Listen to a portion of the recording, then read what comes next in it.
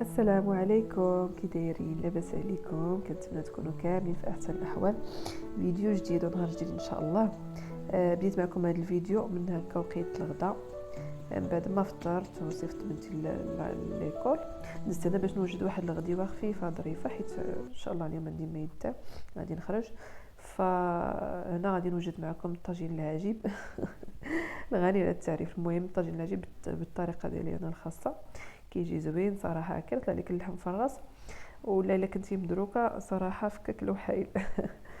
المهم كما شفتوا معايا هنايا درت انا زويته، زيت نباتيه، درت واحد شويه ديال البصله قطعتها هكا طريفات، شلطتها هكا طريفات صغار، درت معها الثومه، المهم ديك الثومه اللي كنت وجدت معكم من قبل.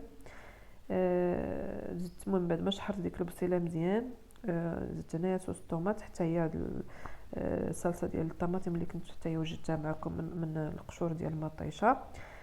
صافي زدت هنايا مليحه بزار، زدت شويه الخرقوم بلدي، واحد شويه ديال هذا الكمون، سكينجبير، التحميره، وراس معلقه ديال السودانيه البودره.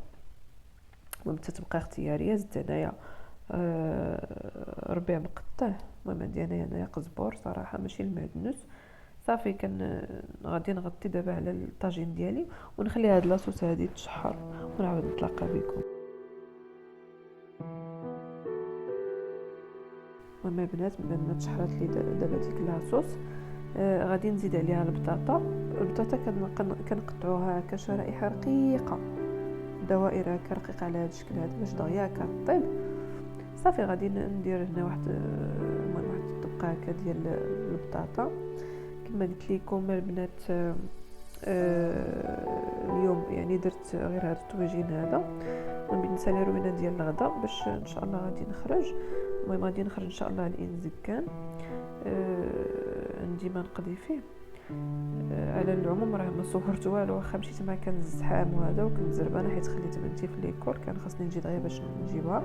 المهم نتوما درت هنايا البطاطا، رشيت بشويه ديال الملح والبزار، رشيت شويه ديال ربيع مقطع، رويت يعني درت الماء، غطيت الطاجين ديالي بالماء، غنسد عليه ونخليه يطيب على المهل. في هذا الاثناء غادي ندوز باش نشارك معكم يعني الطريقه باش كنحتفظ انا بالقزبور هكا والمعدنوس في الثلاجه.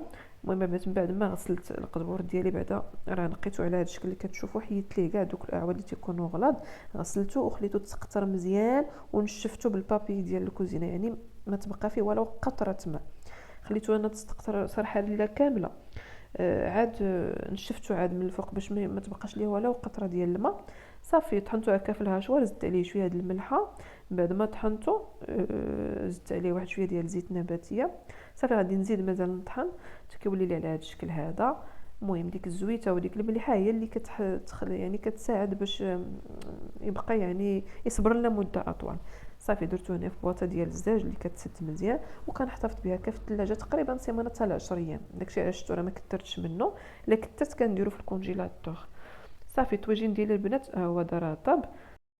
المهم راه زدت عليها البيض كما شفتوا معايا، زدت تقريبا واحد 4 ديال البيضات، خلطتهم هكا في الليفه وزدتهم، وما درتش الملحه من الفوق حيت كما تشوفوا غادي ندير هذا الفرماج هذا ديال الساندويتش. المهم هذا النوع هذا اللي شاركت معكم دابا مالح، يعني مالح اكثر من داك العادي الاخر، يعني الا درتي الملحه غادي يجيك الطاجين ديالك مالح، فداك الشيء استغنيت على الملحه هنايا. سينو الا درتي الفرماج الاخر العادي فكترشي واحد شويه ديال الملحه. المهم درت الفرماج، غطيت يعني حتى داب لي هذا الفرماج، رشيت بواحد شويه ديال الربيع هكا غير كتزين وصافي. صافي كنغطي على الطاجين ديال واحد 5 ديال الدقائق، غير حتى كيذوب لي داك الفرماج دغيا طيب. وهو دا موجود صراحه زوين. انا يعني كنحماق على هذا الطوجين هذا، حيت فاش كنت كنتوحم هكا، فاش كنت حامله بدايه كنتوحم، كما عارفين ما تتبغي لا لحم لا دجاج لا والو، كنت يعني ديك الساعات كان يلا دار واحد الضجه في الفيسبوك وداك الشيء، كنت هو باش دوز ديك الفتره ديال اللحم.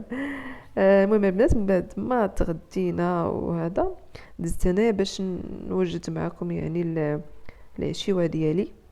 بالنسبه للعشاء درت لي كريب مالحين بالبيشاميل. المهم بالنسبه الوصفه ديال لي كريب اولا المقادير ديال لي كريب راه غادي نحط لكم الفيديو في صندوق الوصف. المهم فيها باش نذكر معكم المقادير. هاد الكريب هذا راه دائما تنشاركو معكم وراه ناجح مليون في المية. تيجي زوين، تيجي طري وفتي. عندي فيه نصيطرو ديال الحليب، 2 بيضات، عندي المهم تنسموه بشويه د الملحه والبزار، شويه د الزعتر وشويه ديال الثوم بودره باش كيجيونا لي كريب ديالنا منسمين. واحد نص كاس ديال زيت نباتيه. تنظن هادشي اللي كاين، صافي هادشي اللي كاين صافي. وكنطيبوه مباشره ما تيرتاح ما والو.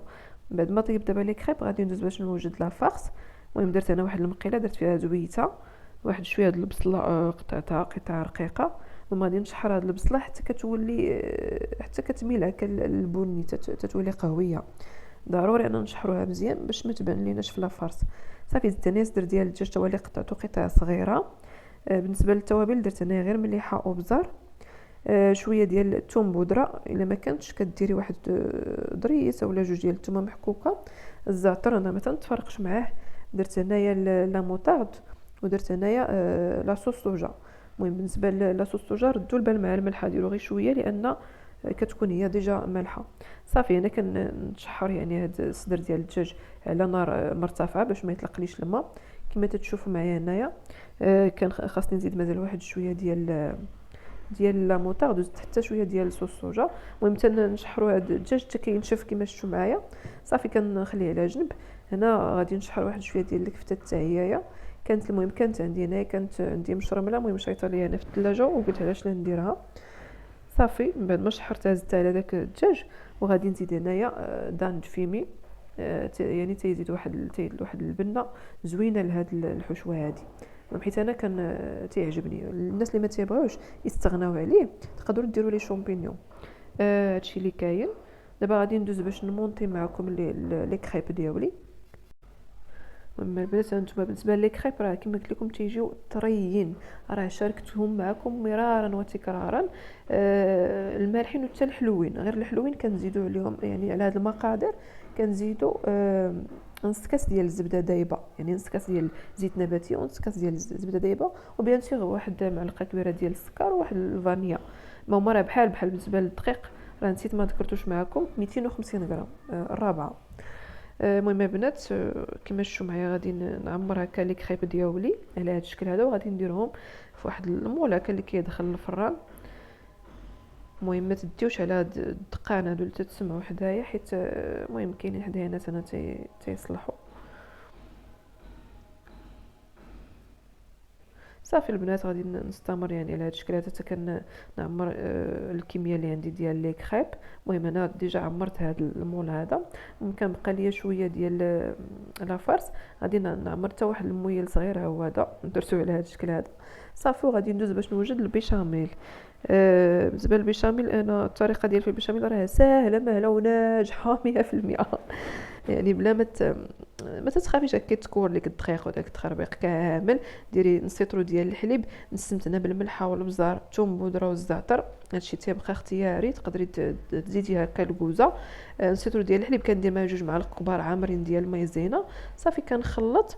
بعد ملي يبدا يسخن الحليب تنزيد واحد الطريف ديال الزبده، تكون يعني زبده حيوانيه. صافي وتنبدا نحرك هكا باش يعني باش ما تكورليش لا كريم ديالي.